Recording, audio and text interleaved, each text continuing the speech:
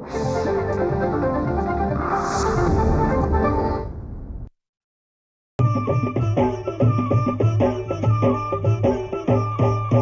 काळी आई धनधान्य देई, ही काळी आई धनधान्य देई. जोडते मनाची नाती आमची माती, आमची माणसं, आमची माती, आमची माणसं, आमची माती, आमची माणसं, आमची माती, आमची माणसं, आमची माती, आमची माणसं.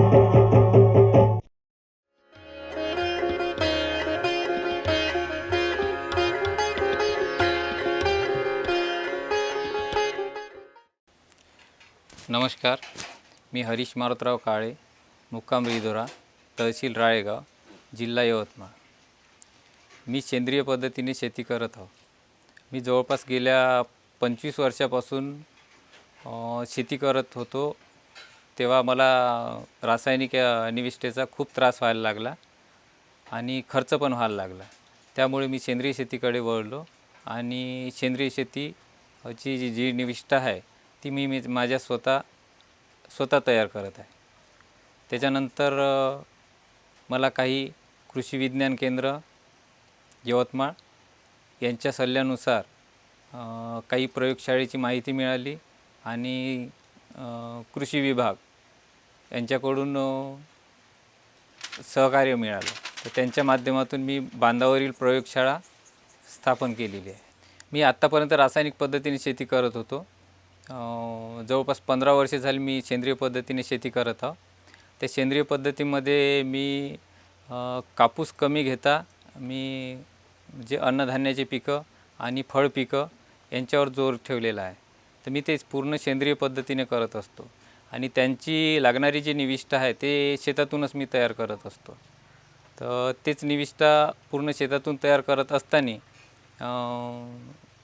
काही आम्हाला कृषी विज्ञान केंद्रामार्फत जसे नेमाडे सर आहे, मगर सर आहे, राहुल सर आहे, मयूर सर आहे, यांच्याकडून मला हे सेंद्रिय निविष्ठा करण्यासाठी काही मार्गदर्शन मिळत गेले. तर त्याच्यात गांडूळ खत आहे, ट्रायकोडर्मा आहे, मायकोरायझा आहे. या पद्धतीची अशी चर्चा चालू असतानाच कृषी तालुका कृषी अधिकारी यांच्या सहकार्याने मला बांधावरील प्रयोगशाळेची माहिती मिळाली आणि त्यांच्याकडून ते अनुदानसुद्धा प्राप्त झालेले आहे. तर यात आम्हाला वाशिमला ट्रेनिंगला पाठवलेलं होतं. त्याच्यात आमचे चव्हाण सर आहे, डॉक्टर चव्हाण सर, तर त्यांच्याकडून 2 दिवसाचं ट्रेनिंग घेतलं आणि हे बांधावरील प्रयोगशाळा उभी केलेली आहे. तर यात आम्हाला ट्रायकोडर्मा तयार करतो आणि नीमकरंज ऑइल आणि सीवीड पावडर आणि सिलिकॉन पावडर असं आम्ही शेतीला ते वापरत असतो. आणि आमच्या बांधावर जीवामृत, बीजामृत, गोकृपामृत, दशपर्णी अर्क अशी निविष्ठा आम्ही शेतावरच तयार करत असतो आणि त्याचाच वापर करत असतो. आम्हाला ते प्रयोगशाळेच्या मार्गदर्शनामुळेच आम्ही इथपर्यंत आलो आणि आमच्या गटाच्या माध्यमातून आम्हाला ते प्रयोगशाळा मंजूर केली आणि मी त्या प्रयोगशाळेचा आम्ही स्वतः तयार करत आहोत. या बांधावरील प्रयोगशाळेमध्ये जे रासायनिकमध्ये जे माझे शेतकरी मित्र आहे तर त्यांचा विचार जर केला तर एका फवारणीला ते जवळपास 2,000 ते 2,500 रुपये खर्च करत असतात आणि मला माझ्या निविष्ठेमधून म्हणजे ज्या प्रयोगशाळेच्या निविष्ठेमधून मला फक्त एकरी 200 रुपये खर्च येतो आणि त्यामध्ये मला चांगला रिझल्ट येत आहे आणि खर्च कमी होऊन उत्पन्न जरी का थोडंफार कमी जास्त झालं तरी पण नफा तोच राहतो आणि समाधानी राहतो. मी सेंद्रिय शेती करतो हे जशी चर्चा झाली आणि लोकांना जशी माहिती झाली तर मी माझ्या शेतावर मी जे ऊसाचं पीक घेत आहो त्याचाच ज्यूस काढून आम्ही ज्यूस सेंटर बाजूला तयार केलेलं आहे आणि माझ्या शेतात जे केळी आहे त्याचेच केळीचे चिप्स काढून आम्ही ते चिप्स पण तिथं विकल्या जातो आणि माझ्या शेतात जे गहू वगैरे राजमा वगैरे जे पिकल्या जाते ते पूर्ण त्या शेतामध्येच आम्ही त्या स्टॉल लावलेला आहे आणि तिथेच विक्री केल्या जातो. आणि त्यांना त्या लोकांना इतकं माहीत झालं की हे सेंद्रिय शेती करत आहे आणि यांची प्रयोगशाळा आहे आणि त्यांनी पण आता त्या औषधाची वगैरे म्हणजे जे प्रोडक्ट आम्ही बनवत आहोत त्यांची पण मागणी चांगली वाटली आणि समाधानी आहे. नमस्कार शेतकरी बांधवांनो, आज आपण आलेलो आहोत आमचे प्रगतिशील शेतकरी बांधव सन्माननीय श्री हरीश मारोतराव काळे, राहणार रिधोरा, तालुका राळेगाव, जिल्हा यवतमाळ यांच्या बांधावरील प्रयोगशाळेवरती. शेतकरी बांधवांनो, आपल्याला माहीतच आहे की रासायनिक कीटकनाशकांचा वापर आणि रासायनिक खतांचा वापर आपण अविवेकी आणि अवाजवी करत आहोत आणि त्यामुळं या रसायनांच्या अविवेकी वापरामुळे आपल्यावर, मानवी आरोग्यावर, त्याचबरोबर पर्यावरणावर सुद्धा त्याचे दुष्परिणाम आपल्याला दिसायला लागलेले आहेत. त्यामुळं आपले शेतकरी बांधवांनी शेतावरच जर सेंद्रिय निविष्ठा तयार केल्या आणि त्या जर आपल्या शेतामध्ये वापरल्या तर आपलं जे काही कृषी केंद्र आहेत त्यांच्यावरील आपलं परावलंबित्व कमी होऊ शकतं आणि आपली शेती ही कमी खर्चाची होऊ शकते. आपली शेती कमी खर्चाची करण्याच्या दृष्टिकोनातून आपण अशा सेंद्रिय निविष्ठा जर आपल्या बांधावरच तयार करायला लागलो तर आपला खर्चसुद्धा वाचेल आणि त्यातून आपण आपली आर्थिक प्रगतीसुद्धा साधू शकतो. तर या शेतावरील शेताच्या बांधावरील जी प्रयोगशाळा आहे, या प्रयोगशाळेमध्ये आपण निरनिराळ्या निविष्ठा ह्या तयार करू शकतो.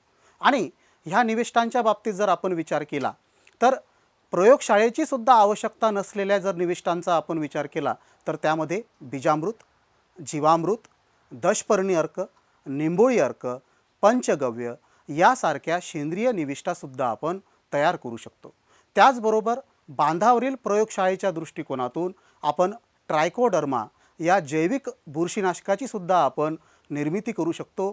त्याचबरोबर रायझोबियम, पीएसबी, अझाटोबॅक्टर यासारख्या जीवाणू संवर्धकांची सुद्धा आपल्याला निर्मिती आपल्या या बांधावरील प्रयोगशाळेमध्ये अगदी सहज आपल्याला करता येऊ शकते. आपण या सर्व निविष्ठा कशा तयार करतात याविषयी माहिती घेऊया. आपल्या बांधावरच आपण निंबोळी अर्काची सुद्धा निर्मिती करू शकतो. निंबोळी अर्क 5% तयार करण्यासाठी आपल्याला कडुनिंबाच्या निंबोळ्या लागतात. या कडुनिंबाच्या निंबोळ्या 5 किलो त्याची बारीक पावडर भुकटी जर आपण करून घेतली तर ही भुकटी 9 लिटर पाण्यामध्ये आपण टाकायची आहे. 9 लिटर पाण्यामध्ये ही भुकटी टाकल्यानंतर त्याला काठीच्या साह्यानं दिवसातून 2 ते 3 वेळा आपल्याला ढवळून घ्यायचं आहे. आणि जेव्हा आपल्याला फवारणी करायची त्याच्या आदल्या दिवशी एका भांड्यामध्ये 1 लिटर पाणी स्वतंत्र घेऊन त्यामध्ये 200 ग्रॅम कपडे धुण्याची पावडर आपण त्याच्यामध्ये मिसळायची आहे, जेणेकरून आपल्याकडे 2 द्रावण तयार होतील. एक द्रावण ज्यामध्ये 9 लिटर पाणी आणि 5 किलो निंबोळी पावडर आणि दुसरं द्रावण ज्याच्यामध्ये आपण 1 लिटर पाणी आणि कपडे धुण्याची पावडर 250 ग्रॅम या प्रमाणात घेतलेली आहे. या दोन्ही द्रावणांचं जर आपण मिश्रण केलं, या दोन्ही द्रावणांचं मिश्रण करून त्याला आपण वस्त्रगाळ करून जर गाळून घेतलं, त्यानंतर आपल्याकडे 10 लिटर अर्क तयार झालेला असेल. या 10 लिटर अर्कातील प्रत्येकी 1 लिटर अर्क घेऊन तो आपण 9 लिटर पाण्यामध्ये पंपामध्ये टाकून जर आपण फवारणी केली तर या निंबोळी अर्काच्या फवारणीतून आपण निरनिराळ्या किडींचं प्रभावी व्यवस्थापनसुद्धा निंबोळी अर्काच्या माध्यमातून करू शकतो. आमची माती आमची माणसं. शेतकरी बांधवांनो, आपल्या या बांधावरील प्रयोगशाळेमध्ये आपण वेगवेगळ्या निविष्ठा तयार करू शकतो. त्यामध्ये जर आपण बघितलं तर सेंद्रिय निविष्ठा, या सेंद्रिय निविष्ठांमध्ये बीजामृत, जीवामृत, पंचगव्य या सेंद्रिय निविष्ठांची आपण निर्मिती करू शकतो. त्या व्यतिरिक्त कीड व्यवस्थापनाच्या दृष्टिकोनातून दशपर्णी अर्क, निंबोळी अर्क, निमास्त्र, ब्रह्मास्त्र आणि अग्न्यास्त्र यासारख्या जैविक सेंद्रिय कृषी निविष्ठांची आपण निर्मिती करू शकतो. त्याचबरोबर जर आपण बघितलं तर आपल्या पर्यावरणामध्ये काही मित्रकीटकसुद्धा आहेत. त्या मित्रकीटकांची सुद्धा निर्मिती आपल्याला आपल्या या बांधावरील प्रयोगशाळेमध्ये करता येऊ शकते. तर असे मित्रकीटक कोणते? तर त्यांचे 2 प्रकार पडतात, परोपजीवी मित्रकीटक आणि परभक्षी मित्रकीटक. परोपजीवी मित्रकीटकांच्या बाबतीत जर आपण बघितलं तर ट्रायकोग्रामा हा जो काही परोपजीवी मित्रकीटक आहे, हा अंडीवरील परोपजीवी मित्रकीटक याची निर्मिती आपल्याला बांधावरील प्रयोगशाळेमध्ये करता येऊ शकते. त्याचबरोबर इतरही जे काही परोपजीवी मित्र कीटक आहेत त्यांची आपल्याला निर्मिती आपल्या या बांधावरील प्रयोगशाळेमध्ये करता येते. त्याचबरोबर जे परभक्षी मित्र कीटक आहेत त्यामध्ये लेडी बर्ड बिटल, ज्याला आपण ढाल कीटक असं म्हणतो, त्याचबरोबर क्रायसोपरला यासारख्या परभक्षी मित्र कीटकांची सुद्धा निर्मिती आपल्याला आपल्या या बांधावरील प्रयोगशाळेमध्ये करता येऊ शकते. त्याचबरोबर काही जैविक कीडनाशकंसुद्धा आहेत. त्या जैविक कीडनाशकांचा सुद्धा आपल्याला इथे निर्मिती आपल्या या बांधावरील प्रयोगशाळेमध्ये करता येऊ शकते. तर अशा जैविक कीडनाशकं कोणकोणती आहेत? त्यामध्ये पहिलं जे जैविक कीडनाशक आहे ज्याची निर्मिती आपण आपल्या बांधावरील प्रयोगशाळेमध्ये करू शकतो ते म्हणजे बिव्हेरिया बेसियाना. हे एक जैविक बुरशीजन्य कीटकनाशक आहे. या बिव्हेरिया बेसियाना जैविक बुरशीजन्य कीटकनाशकामुळे आपल्याला ज्या काही पतंगवर्गीय किडींच्या अळ्या आहेत त्या अळ्यांचं प्रभावी व्यवस्थापन करण्यामध्ये मदत मिळते. आमची माती आमची माणसं. बाजारामध्ये जर आपण बघितलं तर बिव्हेरिया बेसियाना 1.15% WP या प्रारूपामध्ये आपल्याला हे जैविक बुरशीजन्य कीटकनाशक बाजारात उपलब्ध आहे. परंतु हेच जैविक कीडनाशक आपण आपल्या प्रयोगशाळेमध्ये सुद्धा तयार करू शकतो. त्यानंतर जे दुसरं जैविक कीडनाशक आहे ते म्हणजे मेटॅरायझियम ॲनिसोप्ली. हे सुद्धा एक जैविक बुरशीजन्य कीटकनाशक आहे.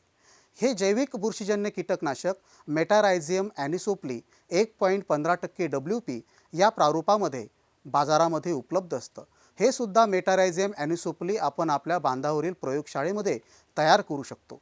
मेटॅरायझियम ॲनिसोप्ली हे जे बुरशीजन्य कीटकनाशक आहे हे हुमणी अळी, पतंगवर्गीय किडींच्या अळींच्या व्यवस्थापनासाठी तसेच वेगवेगळ्या रस शोषण करणाऱ्या किडींच्या व्यवस्थापनासाठी सुद्धा आपल्याला वापरता येतं.